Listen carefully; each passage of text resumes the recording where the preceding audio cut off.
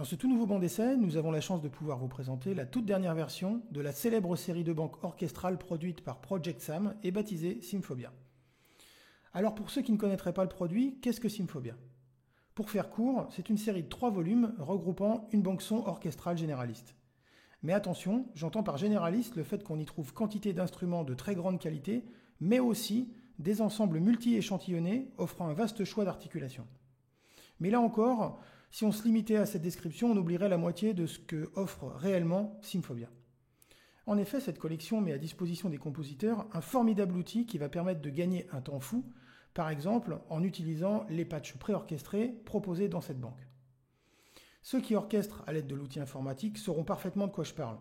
Les banques d'aujourd'hui offrent un choix pléthorique de sonorités, plus ou moins bien réalisées, il faut le reconnaître, et beaucoup devaient remettre les mains dans le cambouis pour faire sonner leur création grâce à des plugins divers et variés.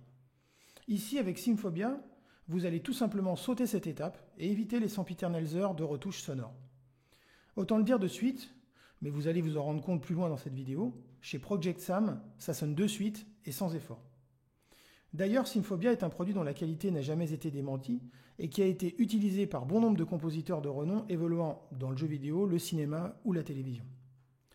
Ces banques sont proposées uniquement au format contact, ce que regretteront certains, mais ici, nul besoin d'avoir la version complète, une simple version player gratuite de contact fera amplement l'affaire.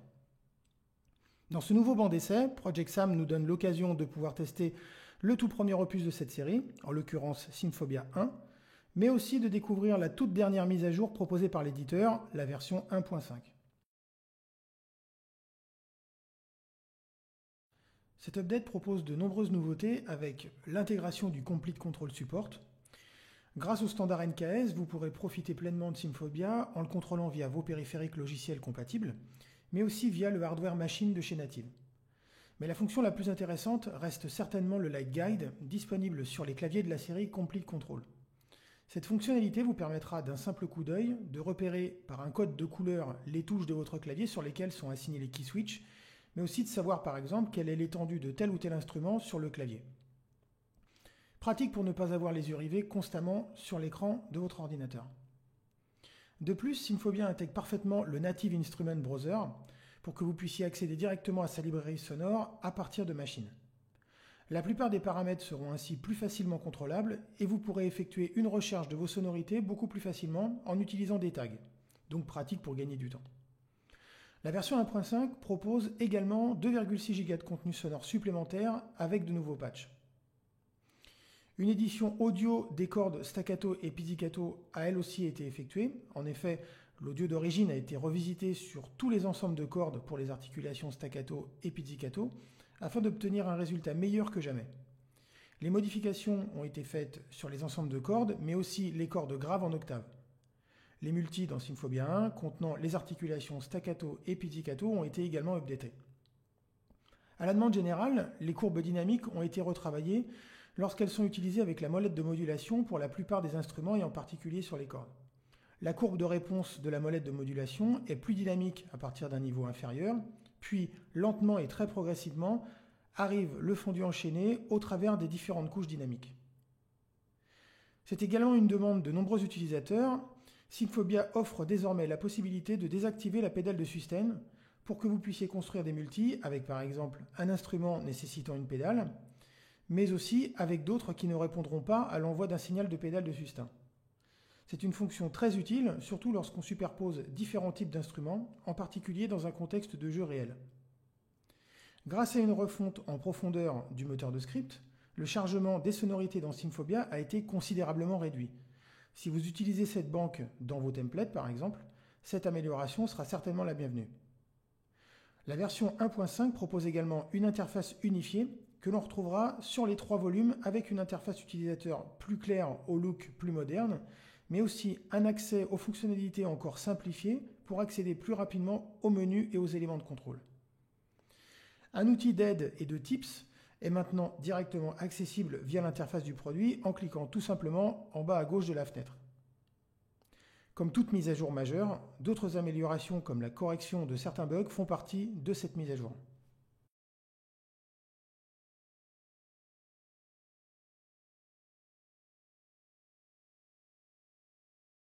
Dans cette nouvelle interface qui sera désormais commune aux 3 volumes de la série Symfobia, force est de constater que l'accent a été mis sur la facilité d'accès aux fonctionnalités disponibles. Tout tombe sous la main. On peut dire que l'interface est organisée en 3 parties. La première regroupe les articulations disponibles avec, à gauche, les key switch disponibles avec le nom des notes, mais aussi ici la possibilité de charger ou non les articulations en RAM, pratique pour ne pas gaspiller de mémoire, surtout si votre machine est un peu juste. En bas de cette section, un bouton vous permettra d'évoluer en mode switch, donc de passer d'une articulation à une autre en utilisant les key switch correspondants, ou de passer en mode stack. Ce dernier vous permettra d'ailleurs de sélectionner les articulations de votre choix afin de les mixer entre elles. La partie centrale se réfère, elle, au micro utilisé lors de l'enregistrement des différentes sonorités. Ici, 2 positions sont disponibles, Close pour une impression de proximité et Stage pour une ambiance sonore de type salle de concert. Vous pourrez choisir le niveau de chaque ambiance et même les mixer ici grâce au slider qui se trouve juste en dessous. Si vous ne souhaitez pas utiliser tout ou partie de ces micros, vous pourrez les désactiver en cliquant sur les lettres qui se trouvent juste en dessous, comme ceci. La dernière section qui se trouve à droite de l'interface va plutôt vous servir à sculpter vos sonorités. Différentes options sont disponibles avec 3 sous-groupes que sont MIDI, Artic et DSP. La sous-section MIDI vous permettra d'accéder à 3 fonctions que sont Octaveur, qui est une sorte d'octaveur comme son nom l'indique, Transpose pour transposer votre instrument, mais aussi Velocity pour modifier les courbes de vélocité de l'instrument de votre choix. Comme son nom l'indique, la sous-section Artic se réfère aux fonctions dédiées aux articulations. Vous pourrez changer Attack, Release et même Speed, qui comme son nom l'indique, se réfère à la vitesse. La dernière sous-section intitulée DSP vous fera bénéficier d'une reverb à convolution intégrée dans Symfobia ainsi que d'un limiteur. Le petit icône se trouvant juste ici vous permettra d'accéder à une partie cachée de l'interface dans laquelle vous pourrez modifier d'autres éléments comme l'équalisation du master, juste ici, le release drag, le round robin et, comme je vous le disais dans la partie introductive des nouveautés de la version 1.5, la possibilité d'activer ou non la pédale de sustain. Autre nouveauté de la version 1.5, l'outil d'information qui se trouve juste ici en cliquant sur le petit i et qui vous permettra, sans sortir de Symfobia, d'avoir des infos concernant telle ou telle fonction de l'interface. En bref, une interface particulièrement bien réussie et qui vous permettra de ne pas être perdu si vous faites l'acquisition de Symfobia 2 et 3.